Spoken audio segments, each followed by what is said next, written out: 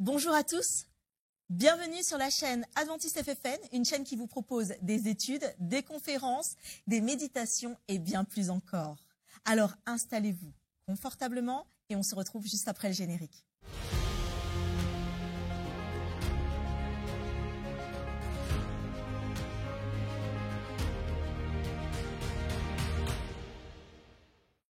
Nous nous retrouvons donc cette semaine pour une étude et nous sommes accompagnés du pasteur Jétro Camille, bonjour. Bonjour Karine, bonjour tout le monde, bonjour collègues. Et du pasteur Jean Fritz. Bonjour Karine, bonjour Jétro, bonjour tout le monde. Alors ce trimestre, nous allons étudier le thème de l'interprétation des prophéties bibliques. En particulier certaines allusions, histoires, images et métaphores qui déverrouillent les vérités prophétiques et les événements de la fin. Alors ça peut sembler un petit peu compliqué, mais justement, le but de cette semaine, c'est de pouvoir nous aider, et durant tout ce trimestre, de pouvoir nous aider à mieux les comprendre. Mais juste avant, j'aimerais inviter Jétro. Veux-tu prier avec nous, s'il te plaît? Prions. C'est de toi que nous avons soif, ô Dieu notre Père, et c'est la raison pour laquelle nous sommes dans les Écritures. Aussi, merci de nous inspirer, de te révéler à nous puissamment dans chacune de nos vies. Au nom de Jésus-Christ. Amen. Amen, amen. Alors, le titre de cette semaine s'intitule « Genèse, les fondements ». Genèse, les fondements. Et il va s'agir pour nous de comprendre les fondements du livre de l'Apocalypse en passant par la Genèse. Mais pas que, parce qu'on verra d'autres livres aussi. En attendant, cette semaine, nous découvrons le principe de première mention. Et c'est un principe qui va nous aider tout au long du trimestre aussi. Alors, est-ce que vous pouvez nous expliquer en quoi il est important dans l'interprétation biblique? Alors, le principe de première mention, ou certains diront loi de la première mention, je préfère le principe, puisque loi, c'est quelque chose qui est figé, qui est gravé dans le marbre. Mais dire principe, ça permet de se permettre certaines ouvertures. Le principe de première mention, c'est un principe d'herméneutique biblique qui sous-tend que le sens d'un mot est déterminé par sa première occurrence dans la Bible. Donc, si je veux comprendre un mot, je vais voir là où le mot a été écrit pour la première fois. D'accord. Sur certains points, c'est un bon principe parce que ça permet d'établir une sorte de cohérence doctrinale de la Bible, de faire ce qu'on appelle généralement en théologie un peu d'intertextualité, pour voir à partir de quel texte on peut interpréter tel autre texte. Mais le principe pose aussi un problème parce que parfois, il nous amène à une forme de simplification de la pensée de la Bible. Ça a été dit comme ça en Genèse, mais si c'est dit en Matthieu, on va faire exactement la même interprétation que ce qu'on a fait en Genèse. Or, les mots sont les mêmes mots, mais n'ont pas forcément les mêmes sens dans des contextes différents.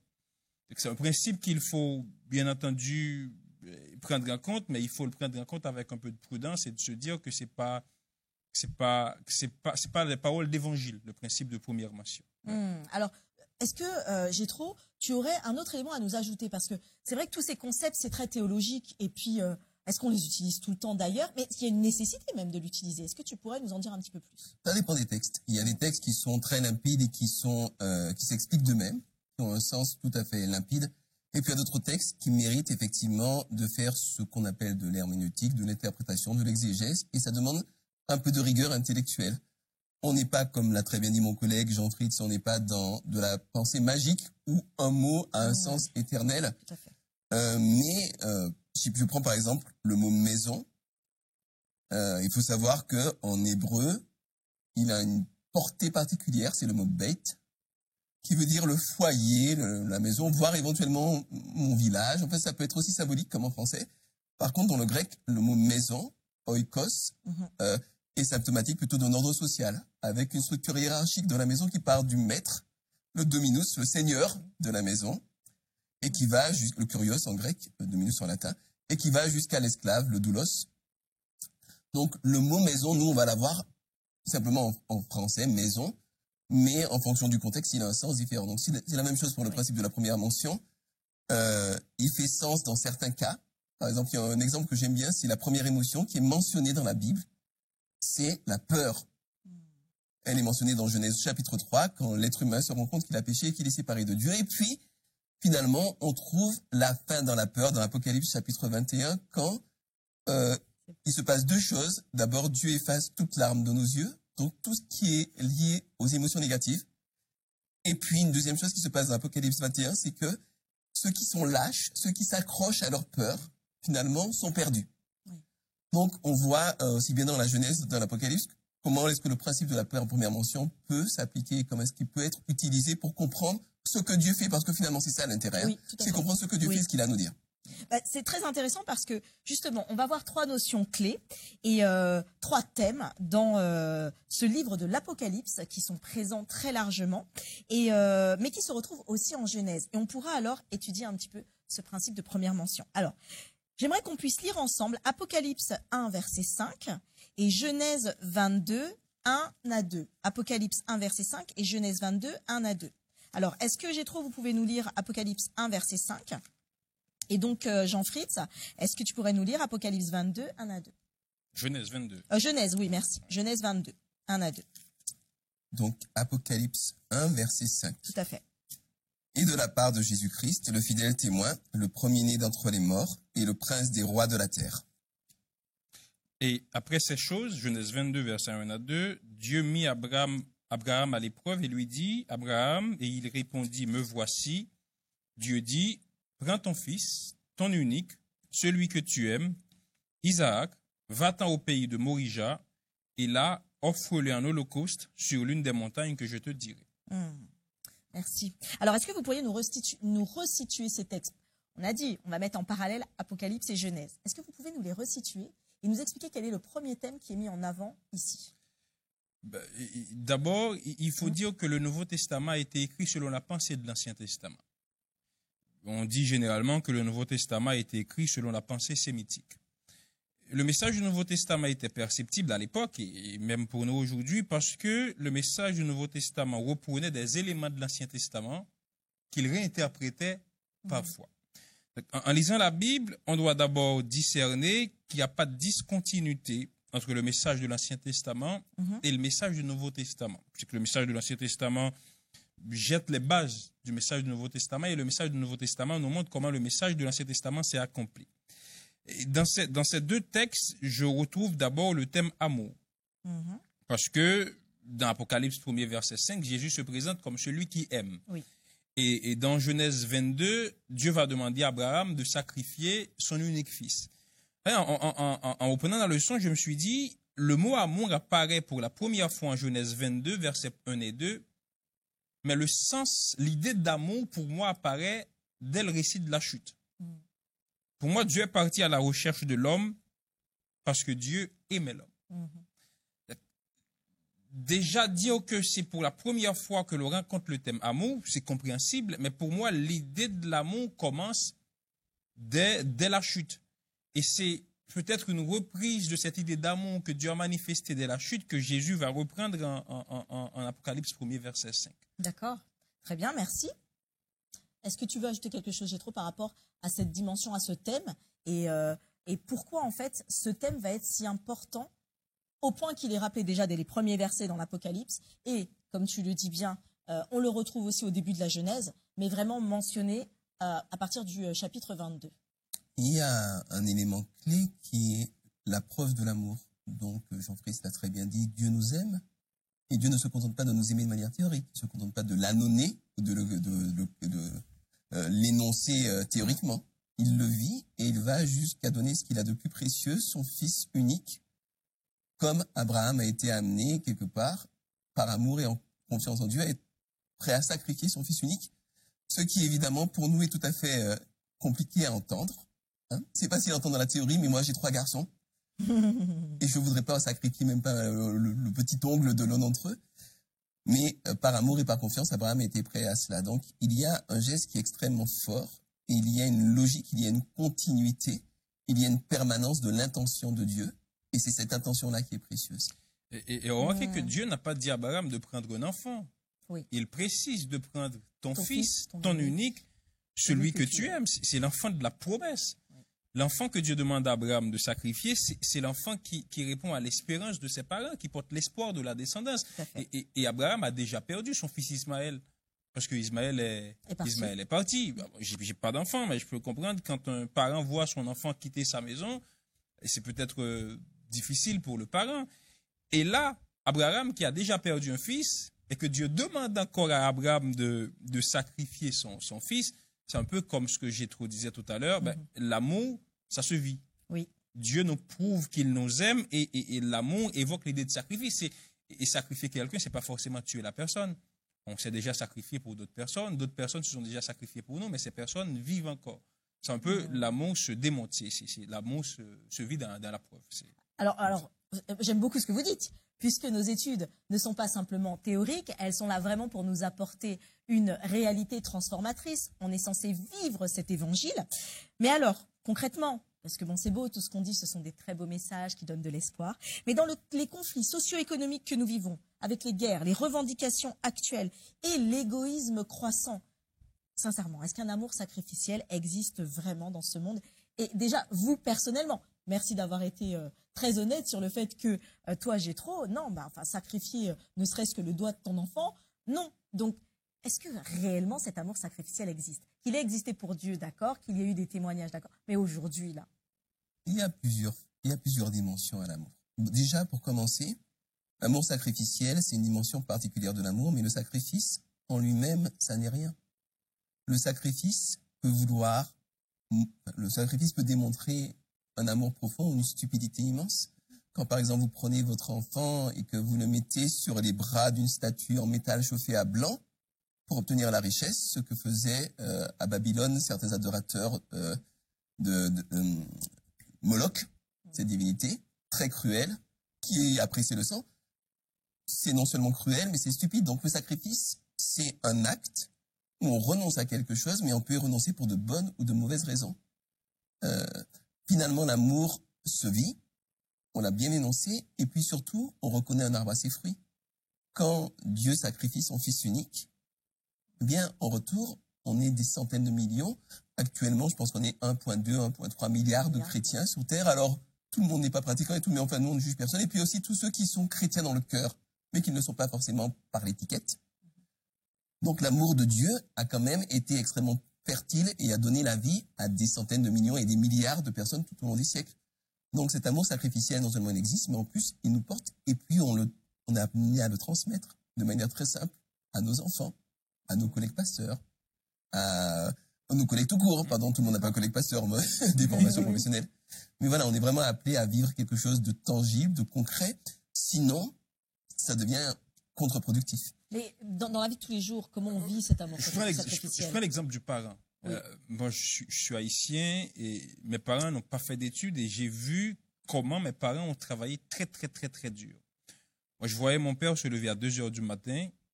Il rentrait à 7h, 8h du soir et le lendemain, il se levait encore à 2h du matin pour aller travailler. Et quand il revient travailler, ce qu'il gagne, tu vois qu'il ne le gagne pas pour lui.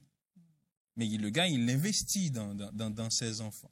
Et quand je prends l'exemple du parent, c'est l'exemple qui montre que cet amour sacrificiel existe. Parce que le parent qui, même dans les familles aisées, même dans les pays développés, entre guillemets, le parent qui investit dans son enfant, mais il se prive de certaines choses pour faire avancer son enfant. Et là, en ce sens, je pense qu'il se sacrifie parce qu'il met les intérêts de ses enfants au-dessus de ses propres intérêts. Donc, si on prend l'exemple du parent, on comprend clairement que cette idée d'amour sacrificiel existe encore dans...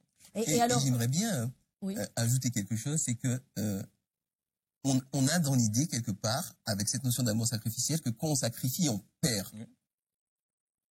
Jésus nous démontre que quand on sacrifie, on gagne. On gagne. Parce que c'est une question de hiérarchie de valeurs et de vision des choses. Quand tu comprends, nous, on a fait un petit peu ça avec nos enfants. Pas aussi dur que ce que ton père a vécu, mais nous, c'est pareil, on s'est sacrifié pour que nos enfants puissent aller dans de bonnes écoles. On s'est serré la ceinture, on se serre encore un peu la ceinture pour ça, mais on n'a pas l'impression de perdre. On gagne parce qu'on voit que nos enfants ont de bons résultats, qu'ils ont une éducation qui est bonne, et ça, c'est notre joie. Par contre, si on était dans une logique strictement égotique, un peu comme Satan l'a été dans le ciel, en nous ramenant tout à lui, là, le sacrifice devient pénible et ça devient quelque chose d'épouvantable, quoi. Alors, contre nature. J'aime ce que vous dites parce que c'est vrai que l'idée d'amour sacrificiel peut sembler peut-être un peu plus simple quand ça concerne ma famille, mais quand ça concerne mon voisin, là, ça devient peut-être un peu différent. Mais pour autant, cet amour que Jésus, effectivement, nous a transmis et cet amour que Dieu a voulu donner dans ce sacrifice qui a été fait, c'est vraiment de nous témoigner que, justement, on gagne à être là pour tout un chacun. C'est-à-dire que cette lumière qui est répandue, et c'est le témoignage qu'on a de beaucoup de personnes qui sont décédés et qui ont laissé des témoignages qui inspirent aujourd'hui. Donc oui, effectivement, il existe. Alors, ça c'était notre premier thème, l'amour. Parce qu'il y a encore un autre thème, et j'aimerais qu'on puisse lire Apocalypse 1, verset 18. Apocalypse 1, verset 18, et Genèse 2, verset 15 à 17. Genèse 2, verset 15 à 17. Alors, je vais lire Apocalypse 1er, verset 18. « Je suis le vivant, j'étais mort, et me voici vivant pour les siècles des siècles. Je détiens les clés de la mort et du séjour des morts. » Et Genèse 2, verset 15 à 17. « L'Éternel Dieu prit l'homme et le plaça dans le jardin d'Éden pour le cultiver et le garder. L'Éternel Dieu donna cet ordre à l'homme. Tu pourras manger de tous les arbres du jardin, mais tu ne mangeras pas de l'arbre de la connaissance du bien et du mal. Car le jour où tu en mangeras, tu mourras. » Alors on est dans le principe de première mention toujours, et ici on voit que le thème de la mort est abordé. La mort, c'est un sujet et c'est un thème qui fait souffrir, que parfois on préfère garder éloigné de nous, qui met mal à l'aise même, et qui est souvent mal compris. Alors est-ce que vous pourriez nous éclairer sur pourquoi avoir mis justement ce thème de la mort, pourquoi ce thème de la mort est présent, et en quoi est-il important aussi? Quand Dieu a créé le monde, Dieu a mis des règles, il a mis des normes. Et une de ces règles, c'est qu'il nous faut respirer de l'air avec de l'oxygène. Quand vous ne respirez pas, je vais être très synthétique, mais c'est passionnant à étudier, mais quand vous n'avez pas d'oxygène, vous avez une partie du métabolisme énergétique qui s'arrête. Et quand vous manquez d'oxygène, chacune de vos cellules sent que la mort va venir, et chacune de vos cellules crie pour avoir de l'oxygène, parce qu'aucune de vos cellules ne veut mourir. Chacune de vos cellules veut vivre. On a été créé pour vivre depuis notre conscience la plus large et la plus philosophique et spirituelle jusqu'à la moindre cellule de notre corps. Et donc, vivre, c'est ce pour quoi on a été créé. C'est la raison pour laquelle la mort est une anomalie profonde avec laquelle nous devons composer le plus intelligemment et le plus spirituellement possible, mais qu'on n'est pas appelé à accepter, à laquelle se résigner. Donc la mort est un thème fondamental, sachant que le dernier ennemi, selon l'apôtre Paul dans Corinthiens 15, c'est la mort. Le dernier ennemi qui sera abattu, c'est la mort. D'accord, merci, oui, Jean-Philippe. La mort, c'est comme je te le disais, c'est pas dans l'ordre normal des choses. La mort, c'est la conséquence du péché. C'est pas la faute de Dieu si on meurt. Je peux le dire comme ça. C'est un choix que l'homme a fait. Mais ce qui est passionnant dans la Bible, c'est que la Bible ne s'arrête pas à la mort. La Bible nous projette dans l'au-delà de la mort. Et c'est Paul qui a dit, si c'est seulement dans cette vie que nous espérons à Christ, si nous espérons à Christ et que notre espérance s'arrête à la mort, Notre foi est vaine. nous sommes les plus malheureux du monde, notre foi est vaine. Mais si nous espérons à Christ et que cette espérance va au-delà de la mort, en sachant que le Christ a déjà remporté la victoire sur la mort et par sa victoire, nous aussi, nous avons la possibilité de remporter la victoire sur la mort, ça, c'est pas que perdre quelqu'un va devenir beaucoup moins douloureux, mais savoir que si on perd quelqu'un ou qu'on a la possibilité de le revoir dans l'au-delà, ça quand même apaise. Et en plus, c'est la Bible qui dit que la mort du serviteur de Dieu a du prix à ses yeux. Et si c'est pas que je suis prêt de mourir, mais si le Seigneur m'appelle, c'est sa volonté, je suis prêt. Mais en tant que chrétien, on ne vit pas dans la peur de la mort. On sait que la mort arrive, on se prépare à affronter la mort en mettant notre foi en Jésus-Christ et en ayant l'espérance que de la même manière que Jésus est ressuscité des morts, nous aussi, nous avons la possibilité de revivre après la mort. D'ailleurs, l'idée de la résurrection même signifie redebout. Quand la Bible parle de résurrection, on dit que l'homme va être mis debout à nouveau, et c'est de dire que la vie appartient à Dieu. Dieu donne la vie, mais il le donne au-delà de la mort. Merci, parce que on se rend compte en fait que, et d'avoir ouvert le livre de l'Apocalypse avec la mort, d'avoir ouvert le livre de la Genèse avec la mort, on se rend compte à quel point ça devrait être important pour nous de garder ce concept précieusement, comme d'ailleurs une libération aussi. Parce que vivre éternellement dans le péché, je crois qu'aucun homme ne souhaiterait ça en réalité. Vivre avec la souffrance, la maladie, ce n'est pas la volonté de Dieu non plus. Et c'est une libération pour nous. Et d'ailleurs, même les discussions qu'on a dans la société sur les lois de fin de vie qu'on essaie de faire passer, c'est pour dire que l'homme ne supporte pas la douleur. Et c'est tellement intense que l'homme décide de mettre fin à ses jours. C'est pour appuyer ton idée qu'on ne pouvait pas vivre éternellement dans le péché. La souffrance. Alors, notre dernier thème, et je vais vous poser une question par rapport à ce dernier thème, il se trouve dans Apocalypse 13, versets 2 et 4, et Genèse 3, versets 1 à 5.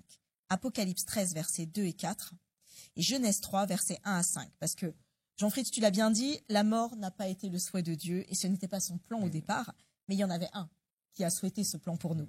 Et donc, Apocalypse 13, versets 2 et 4 nous dit « La bête que je vis ressemblait à un léopard. Ses pattes étaient comme celles d'un ours, et sa gueule comme une gueule de lion. Le dragon lui donna sa puissance, son trône et une grande autorité. L'une de ses têtes semblait avoir été blessée à mort, mais sa blessure mortelle fut guérie. Toute la terre dans l'admiration suivit la bête. Ils adorèrent le dragon parce qu'il avait donné l'autorité à la bête. Ils adorèrent aussi la bête en disant « Qui est semblable à la bête et qui peut combattre contre elle ?» Et Genèse 3, versets 1 à 5. Le serpent était le plus rusé de tous les animaux des champs que l'Éternel Dieu avait fait. Il dit à la femme, « Dieu a-t-il réellement dit, vous n'en mangerez pas? Vous ne mangerez pas de tous les arbres du jardin. » La femme répondit au serpent, « Nous mangeons du fruit des arbres du jardin. Mais quant au fruit de l'arbre qui est au milieu du jardin, Dieu a dit, vous n'en mangerez point, et vous n'y toucherez point, de peur que vous ne mouriez. » Alors le serpent dit à la femme, « Vous ne mourrez point, mais Dieu sait que le jour où vous en mangerez, vos yeux s'ouvriront, et vous serez comme des dieux, connaissant le bien et le mal. » Alors ici, on parle de reptiles, de dragons, de serpents. Pourquoi est-ce aussi important? Et pourquoi ce parallèle entre Genèse et Apocalypse? Dans une forme de théologie adventiste, on est arrivé à confondre le signifiant avec le signifié. On a diabolisé les animaux, on a diabolisé le serpent, on a diabolisé le dragon, et on est arrivé à se dire, si on voit un serpent, c'est parce que Satan est présent. Alors que j'étais plus petit, si je vois un serpent, je dis, ah ouais, Satan habite le serpent. Et les animaux, comme l'homme d'ailleurs, Satan peut nous utiliser comme médium pour accomplir sa volonté. Et c'est pourquoi je suis un peu mal à l'aise avec la traduction de le serpent était l'animal le plus rusé du jardin. Parce que quand j'ai regardé l'hébreu qui est utilisé, ça a aussi une connotation positive pour dire que rusé peut signifier perspicace dans certains contextes. Oui, très sage, il était sage. Et quand on comprend que le monde était sans péché, je me suis dit que c'est peut-être que le serpent était sage, il était perspicace. Et que Satan a vu dans le serpent le meilleur moyen qu'il pouvait utiliser pour aller à l'encontre de l'homme. Oui, ça, c'est pour vous dire que ce ne sont pas les animaux le problème. C'est ce que ces animaux signifient. Moi, je peux bien voir un serpent, mais ce n'est pas Satan que je vois. Comme je peux bien voir un homme, on se dit on n'a pas peur de l'homme, mais au-dedans de l'homme, Satan habite. Ça veut dire que c'est Satan qui utilise les capacités que Dieu nous donne pour nous amener à accomplir sa volonté. Et c'est peut-être la même chose qui se passe avec ces animaux qu'on a comme symbole et dans Genèse et dans le livre de l'Apocalypse. Merci de nous éclairer sur ce sujet. Jétro, est-ce que le serpent, dans sa dimension en tout cas, et on voit le rappel avec le dragon, quel a été, alors ce serait plus une question un petit peu plus ouverte, mais quel a été finalement son rôle? Parce qu'on a parlé de l'amour, de la mort, et là du serpent. Bien, il y a une permanence de thématiques entre le serpent et le dragon qui symbolisent bien sûr Satan et les forces obscures, mais qui ont la même intention, in fine, à savoir égarer les gens. Il y a une problématique de fond qui est à l'origine du grand conflit, et elle se résume en une question, c'est qui mérite d'être Dieu? Qui mérite d'être adoré? Qui est digne d'être Dieu? Ça, c'est la question de fond. Et aussi bien le serpent que le dragon, quoiqu'à des échelles, dans des temps et avec des moyens différents, ont le même modus operandi, le mensonge, la diffamation, les fake news, la surinterprétation, tout ça pour amener l'être humain, que ce soit à l'échelle d'un individu, Adam, Ève, que ce soit à l'échelle des nations, à la fin des temps, des nations qui se mettent en branle contre Dieu, eh bien, c'est la même chose, c'est les égarer pour que finalement, soit elles adorent le dragon, soit elles s'adorent elles-mêmes, ce qui revient au même finalement, puisqu'en n'adorant pas Dieu dans tous les cas, on est perdu. C'est un petit peu comme si on est dans un tunnel complètement sombre et on décide d'éteindre la seule source de lumière véritable, on se retrouve dans le noir. Et ça, c'est le but du serpent, du dragon, c'est le but de Satan, qui est dans une logique qu'il va qualifier certainement de juste, mais qui est en réalité de l'autodestruction. Donc, le serpent et le dragon, aussi bien dans la Genèse que dans l'Apocalypse, symbolise la même personne parce qu'il y a une communauté d'intentions, il y a une même intention, une même vision et un même combat finalement contre Dieu. Alors justement, et pour terminer notre leçon, parce que c'est passionnant, mais il y arrive toujours un moment où nous devons arriver à une conclusion. Et dans cette idée d'amour et de sacrifice, de mort, mais de libération, et d'animaux, de serpents, de dragons, mais de tromperie, quel encouragement vous pourriez laisser à nos internautes aujourd'hui? Alors, je dirais d'abord que Dieu nous aime. Et ça, c'est pour moi le plus important, de savoir que Dieu m'aime. Et le fait de savoir que Dieu m'aime m'oblige, moi, à aimer Dieu et à aimer mes semblables. À aimer Dieu en demandant à Dieu la force de ne pas me laisser entraîner dans les dérives de Satan, que ce soit à travers le serpent comme médium ou le dragon comme médium, à aimer les autres en leur démontrant mon amour et aussi à leur encourager à ne pas se placer sous la domination de Satan. Pour moi, toute l'idée on a étudié Genèse, les fondements, mais toute l'idée de ces fondements repose sur la base que Dieu m'aime. Et tout le reste du parcours que je vais faire en tant que chrétien, ça va être déterminé par le fait si j'ai cette certitude que Dieu m'aime. Et si Dieu m'aime, le fait que Dieu m'aime, ça m'oblige moi aussi à aimer. Merci. Pour aller un petit peu dans le même sens, j'aimerais encourager chacun, s'il doit se sacrifier pour autrui, à le faire parce qu'il a une vision ou qu'elle a une vision de la portée de son sacrifice, de la beauté de son sacrifice. Et pas se sacrifier simplement parce que c'est bien de se sacrifier pour les autres, simplement parce qu'on a une culture qui, d'une manière relativement combinatoire d'ailleurs, nous incite à nous sacrifier sur les autres. Et on le fait parfois presque à rebrousse-poil.